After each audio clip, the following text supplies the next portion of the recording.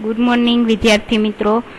ધોરણ 5 વિષય પર્યાવરણ ચેપ્ટર નંબર 1 એની અંદર આપણે આગળના બે લેક્ચરની અંદર જોયું હતું કે અલગ અલગ પ્રાણીઓમાં અલગ અલગ પ્રકારની ઇન્દ્રિયો આવેલી હોય છે। કૂતરા છે, કીડી છે, એ બધાના ઉદાહરણ છે એ આપણે આગળના બે લેક્ચરની અંદર જોયા હતા। ત્યારબાદ છે કે અલગ અલગ પ્રાણીઓ છે એને કાન છે એ અલગ અલગ હોય છે, એને સાંભળવાની ક્ષમતા અલગ અલગ હોય છે, ખોરાક ગ્રહણ કરવાની ક્ષમતા અલગ અલગ હોય છે। તો આપણે જોયું હતું કે હાથી છે તો એના કાન છે એ મોટા હોય છે તો એની સાંભળવાની ક્ષમતા પણ વધારે હોય છે।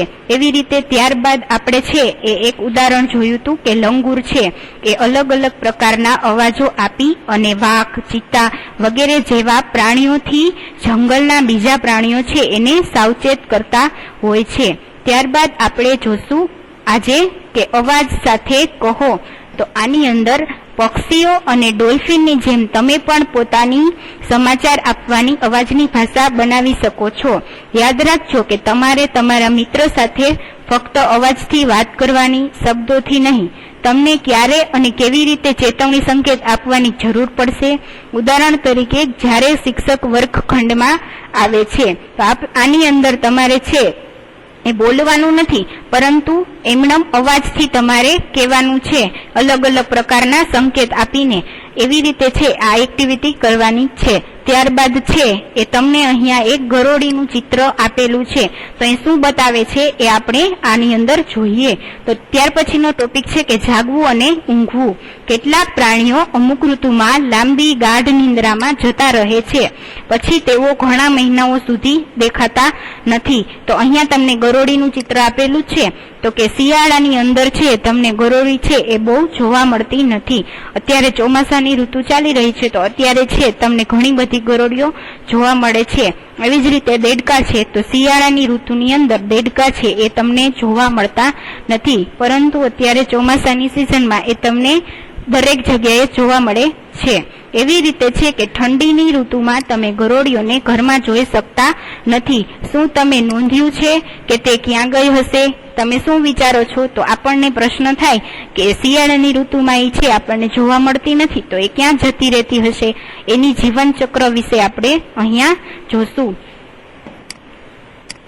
તો અહીંયા છે એ તમને એક સ્લોથ છે એના જીવન વિશે થોડીક માહિતી આપેલી છે કે સ્લોથ છે તે રીંછ જેવું લાગે છે પણ તે રીંછ નથી।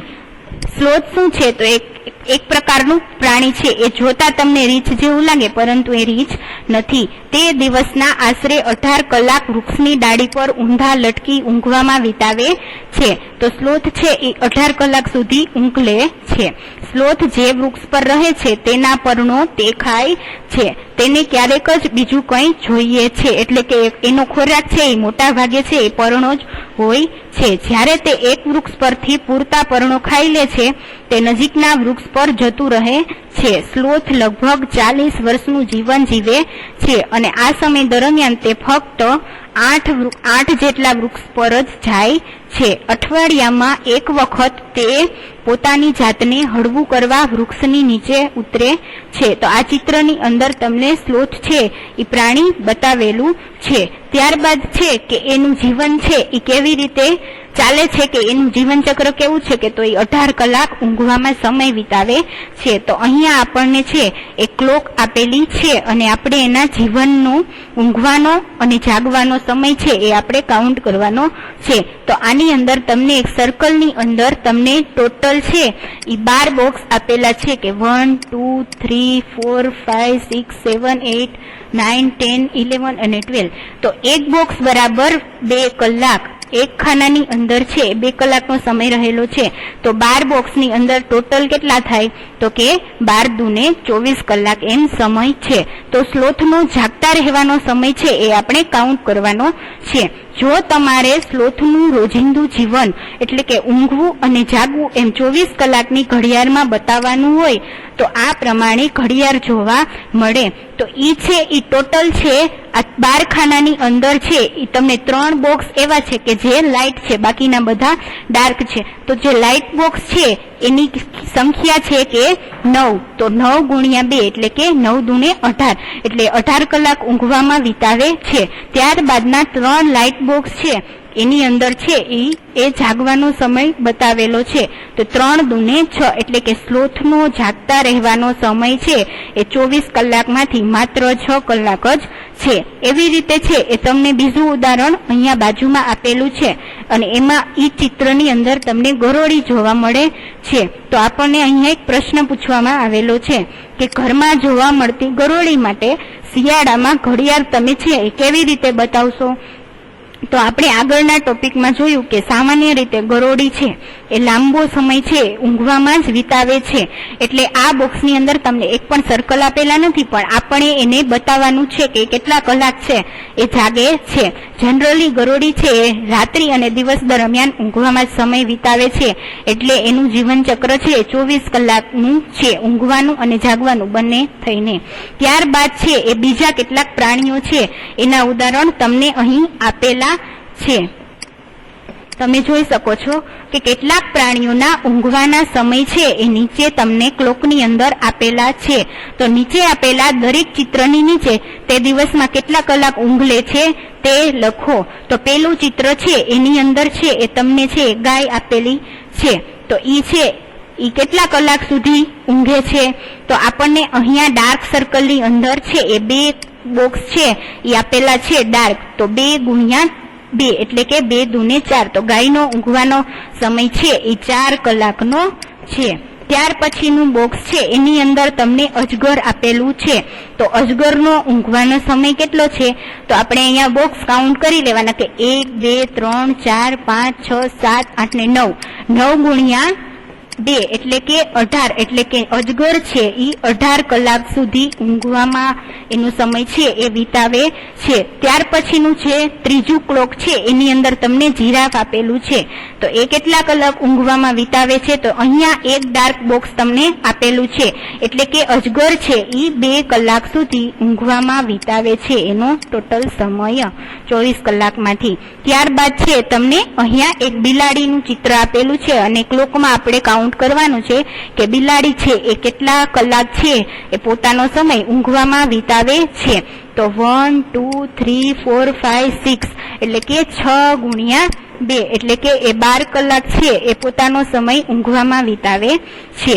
તો જ્યારે તમને ત્યાર પછી તમને છે એ એક પ્રશ્ન આપેલો છે કે જ્યારે તમે અલગ અલગ પ્રાણીઓ જુઓ છો તમારા મનમાં તેમના વિશે પ્રશ્નો જાગે છે કે આવા 10 પ્રશ્નની યાદી તમારે બનાવવાની છે. તો એમાં છે તમને એક ઉદાહરણમાં પૂછું કે શું પ્રાણીઓ પરસ્પર વાતચીત કરવા અલગ અલગ અવાજો કાઢે છે?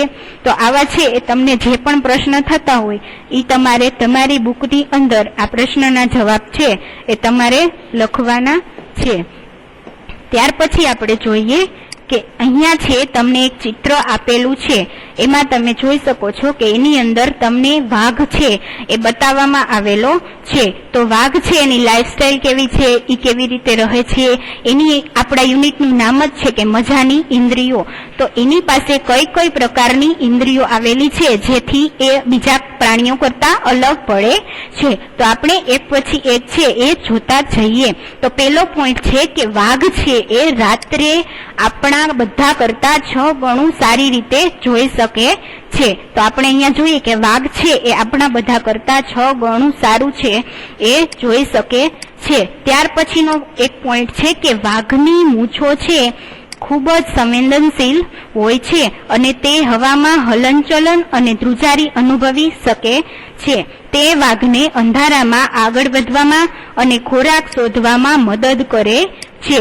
તો આપણે જોયું કે વાઘ છે એ એક સરસ મજાનું પ્રાણી છે. એની પાસે પણ અલગ અલગ પ્રકારની ઇન્દ્રિયો હોય છે. એની મૂછોની છે એ શું ખાસિયત છે? તો કે અંધારામાં છે એ આગળ વધવામાં અને ખોરાક શોધવામાં એને મદદ કરે છે. સેના દ્વારા? તો કે હલનચલન દ્વારા. ત્યાર પછીનો ટોપિક છે કે વાઘની સાંભળવાની ઇન્દ્રિય એટલી તીવ્ર છે કે તે પાંદડાના ખખડાટનો અવાજ અને ઘાસ વચ્ચે પ્રાણીના હલનચલનનો અવાજ પાડી શકે છે. વાઘના કાન અલગ અલગ દિશામાં ફરી શકે છે અને તે ચારે બાજુએથી અવાજ સાંભળવામાં મદદ કરે છે. આપણે આ ચેપ્ટરની અંદર આગળ જોયું હતું કે અમુક પ્રકારના પક્ષીઓ છે એ પણ છે એના કાન છે એ હલાવી શકતા હોય છે. અમુક પ્રાણીઓ જ એવા છે કે તે પણ પોતાના કાન છે એ હલાવી શકતા હોય છે, જ્યારે મનુષ્ય છે એના કાન છે એ સ્થિર હોય છે. તો અહીંયા વાઘ છે એ પોતાના કાન છે એ અલગ અલગ દિશામાં હલાવી શકે છે. ત્યાર પછીનો પોઈન્ટ છે કે વાઘ અલગ અલગ કાર્યો માટે અલગ અલગ અવાજ કરી શકે છે. ફોર એક્ઝામ્પલ, જ્યારે તે ગુસ્સામાં હોય ત્યારે અથવા વાઘણને બોલાવવામાં તે ગર્જના કરી શકે છે અને કૂરકી પણ શકે છે. તેની ગર્જનાનો અવાજ 3 કિલોમીટર દૂર સુધી સંભળાઈ શકે છે. ત્યાર પછીનો પોઈન્ટ છે કે દરેક વાઘનો પોતાનો કેટલાક કિલોમીટર સુધીનો વિસ્તાર હોય છે. વાઘ તેના વિસ્તારને તેના પેશાબથી નિશાનીથી બનાવી અલગ પાડે છે. એક વાઘ પોતાના વિસ્તારમાં બીજા વાઘની હાજરી તે વાઘના પેશાબની ગંધથી પારખી શકે છે. તો આ કેવી રીતે શક્ય છે કે એની અંદર છે અલગ અલગ પ્રકારની ઇન્દ્રિયો આવેલી હોય છે, એના દ્વારા એ આ સંવેદનાને અનુભવી શકે છે. ત્યારબાદ છે કે વાઘ બીજા કોઈ વાઘના વિસ્તારમાં જવાનું ટાળે છે, કારણ કે એનો પોતાનો એરિયા છે એ કવર કરેલો હોય છે, એનાથી એ બીજા વિસ્તારમાં જતો નથી. ત્યારબાદ આપણે જોઈશું કે વાઘ સૌથી સાવધ પ્રાણી છે અને છતાં પણ આજે વાઘનું અસ્તિત્વ છે એ જોખમમાં છે. એટલે દિવસે ને દિવસે છે એ વાઘની સંખ્યા છે એમાં સતત ઘટાડો જોવા મળે છે, જે આપણા પર્યાવરણ માટે એક મહત્વની બાબત છે. અને જે આપણે સિટીઝન આપણે વાઘને છે એ અસ્તિત્વ છે એ જોખમમાં ના રહે એવા પ્રયત્ન છે અભયારણ્યો દ્વારા કરવામાં આવી રહ્યા છે. તો એની અંદર પહેલો પ્રશ્ન છે કે જંગલમાં વાઘના અસ્તિત્વ પરના જોખમ વિશે તમે શું વિચારો છો? ત્યાર પછીનો પ્રશ્ન છે કે શું મનુષ્ય પણ પ્રાણીઓ માટે જોખમી છે? કેવી રીતે? આ બંને ક્વેશ્ચનના આન્સર છે એ તમારે તમારી જાતે તમારા વર્ડ્સમાં લખવાના છે તમારી પાકી બુકની અંદર. ત્યાર પછી છે કે શું તમે જાણો છો કે આજે કેટલા બધા પ્રાણીઓને મારી નાખવામાં આવે છે અને તેમના શરીરના અંગો વેચવામાં આવે છે? ફોર એક્ઝામ્પલ કે હાથીને તેના દાંત માટે, ગેંડાને તેના સિંગડા માટે, વાઘ, મગર અને સાપને તેની ચામડી માટે, કસ્તુરી મૃગને તેનામાં રહેલી કસ્તુરી માટે મારી નાખવામાં આવે છે. જે માણસો પ્રાણીઓનો શિકાર કરે છે તેઓને શિકારી કહેવામાં આવે છે. તો આપણે જોઈએ છીએ કે અલગ અલગ પ્રકારના પ્રાણીઓ છે એનામાં અલગ અલગ પ્રકારની વિવિધતાઓ રહેલી છે. એના માટે છે મનુષ્ય છે એ તેનો શિકાર કરે છે અને રોજીરોટી મેળવે છે અને એ મનુષ્યને શિકારી કહેવામાં આવે છે. ત્યારબાદ છે એ આપણે જોશું કે વાઘ અને સિંહ જેવા બીજા કેટલાક પ્રાણીઓની સંખ્યા છે એ આપણા દેશમાં ઘટી રહી છે. એવો ભય છે કે તેમાંના કેટલાક પ્રાણીઓ થોડા જ સમયમાં લુપ્ત થઈ જશે. તેમની રક્ષા માટે સરકારે કેટલાક જંગલોને સુરક્ષિત વિસ્તાર તરીકે જાહેર કર્યા છે, જેમને આપણે અભયારણ્ય તરીકે ઓળખીએ છીએ. તેમાંના કેટલાક ઉત્તરાખંડમાં જીમ કોર્બેટ નેશનલ પાર્ક અને રાજસ્થાનના ભરતપુર જિલ્લામાં ઘાના છે. ગુજરાતમાં ગીર રાષ્ટ્રીય ઉદ્યાન કે જ્યાં છે સિંહની દેખભાળ કરવામાં આવે છે. ત્યારબાદ કાળિયાર રાષ્ટ્રીય ઉદ્યાન કે જેમાં કાળિયાર છે હરણ છે એની એક જાત છે, એનું આપણે છે સાર સંભાળ કરીએ છીએ. ત્યારબાદ છે કે દરિયાઈ રાષ્ટ્રીય ઉદ્યાન અને વાસંદા રાષ્ટ્રીય ઉદ્યાન આવેલા છે. આ વિસ્તારમાં કોઈ પ્રાણીઓનો શિકાર કરી શકે નહીં અથવા જંગલને હાનિ પહોંચાડી શકે નહીં. એટલે કે અભયારણ્ય છે એ શા માટે બનાવવામાં આવેલા છે? કારણ કે એની અંદર છે એ પ્રાણીઓ છે એ સુરક્ષિત રહી શકે છે અને એ એરિયાની અંદર કોઈ પણ શિકારી છે પ્રાણીઓનો શિકાર કરતા નથી, જેના દ્વારા આપણે છે આપણા પ્રાણીઓને છે લુપ્ત થતા બચાવી શકીએ છીએ. તો અહીંયા છે એ તમને છે એ પ્રશ્નો આપેલા છે. 2 ક્વેશ્ચન અહીંયા તમને આપેલા છે કે તમારે છે એ શોધી કાઢવાનું છે કે ભારતમાં રાષ્ટ્રીય ઉદ્યાનો તથા અભયારણ્યો બીજે કયા કયા આવેલા છે. તો આ પ્રશ્ન છે એ ઉપર તમને બતાવેલું છે કે ગીર રાષ્ટ્રીય ઉદ્યાન, કાળિયાર રાષ્ટ્રીય ઉદ્યાન, એ સિવાયના બીજા અભયારણ્યો છે એ કઈ કઈ જગ્યાએ આવેલા છે એ તમારે આની અંદર લખવાનું રહેશે. ત્યારબાદ બીજો પ્રશ્ન છે કે તેની માહિતી એકઠી કરો અને અહેવાલ લખો. તો આ પ્રશ્નની અંદર તમારે તમારી રીતે જવાબ લખવાનો છે. ત્યારબાદ છે કે આપણે શું શીખ્યા? તો શું તમે જોયું છે કે ગાયક કલાકારો ગાતી વખતે કેટલીક વાર તેમના કાન પર હાથ મૂકે છે? તેઓ આવું કેમ કરે છે? તમે શું વિચારો છો? તો આ પ્રશ્નનો જવાબ છે એ આપણે આગળ યુનિટની અંદર જોયું હતું કે એક પ્રવૃત્તિ કરી હતી કે આપણે છે ટેબલ પર આપણો એક કાન છે એ રાખવાનો છે, ત્યારબાદ હાથથી અવાજ કરવાનો છે, તો આપણને આપણો અવાજ સંભળાય છે કે નહીં. એવી જ રીતે ગાયક કલાકારો છે એ એના કાન પર હાથ રાખે છે ગાતી વખતે, કારણ કે તે પોતાનો અવાજ છે એ સાંભળી શકે એટલા માટે. ત્યાર પછીનો પ્રશ્ન છે કે એવા પ્રાણીઓના ઉદાહરણો આપો જેમની જોવાની, સાંભળવાની અથવા સૂંઘવાની ઇન્દ્રિયો છે એ ખૂબ જ તીવ્ર હોય છે. તો આ બંને પ્રશ્નના જવાબ છે એ તમારે છે તમારી પાકી બુકની અંદર લખવાના રહેશે. ત્યાર પછીની એક એક્ટિવિટી છે અહીંયા તમને આપેલી છે કે તમારે છે કાગળમાંથી કૂતરો બનાવવાનો છે. તમે અત્યારે ઓનલાઈન શિક્ષણના સેશન ચાલુ છે તો તમારે ઘરની અંદર આ એક્ટિવિટી છે કરવાની છે અને કાગળમાંથી છે એ કૂતરો બનાવવાનો છે. એના માટે છે તમને અહીંયા ટિપ્સ આપેલી છે કે એક કાગળની છે એ પટ્ટી લેવાની છે. અહીંયા તમે જોઈ શકો છો કે એક કાગળની પટ્ટી લેવાની છે. ત્યારબાદ એની ઉપર છે એ 1, 2, 3, 4, 5 અને 6 એવી રીતે તમારે લાઈન દોરવાની છે. ત્યારબાદ અહીંયા તમને 4 સ્ટેપમાં બતાવવામાં આવેલું છે. સ્ટેપ A, B, C અને D. એના મુજબ છે એ તમારે સ્કેચ પેન, કાતર, પેન્સિલ અને જાડા કાગળની મદદથી કાગળનો કૂતરો બનાવવાનો છે. તો આશા રાખું છું કે તમે છે આ પ્રવૃત્તિ છે એ ઘરે કરશો. અહીંયા છે એ આપણે છે આપણું યુનિટ નંબર 1 છે એ પૂર્ણ કરીએ છીએ. આ યુનિટની અંદર જેટલા પણ ક્વેશ્ચન છે એ આવેલા છે એ તમારે તમારી પાકી બુકની અંદર લખવાના રહેશે. અને આ એક્ટિવિટી છે કે કાગળમાંથી કૂતરો બનાવવાનો છે એ તમારે જાતે તમારી ઘરે બનાવવાનો છે. અહીંયા તમને આપેલું જ છે કે તમારે છે એ કેવી રીતે એક પછી એક સ્ટેપ કરતું જવાનું અને કૂતરો છે એ બનાવવાનો રહેશે. તો અહીંયા આપણું યુનિટ નંબર 1 એ કમ્પ્લીટ થાય છે. Thank you everyone.